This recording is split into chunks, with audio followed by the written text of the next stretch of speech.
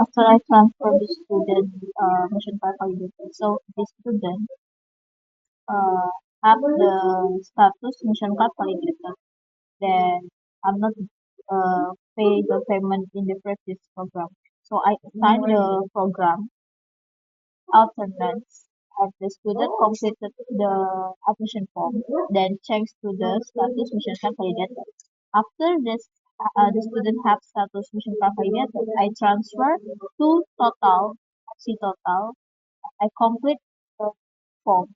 Then the status changes to the awaiting contract agreement. But after I complete and the status change to the awaiting contract agreement, I check the commentaries. But the commentaries is generated twice about the transfer same. Like so, the commentaries should only generate one transfer before the after I transfer for the first time.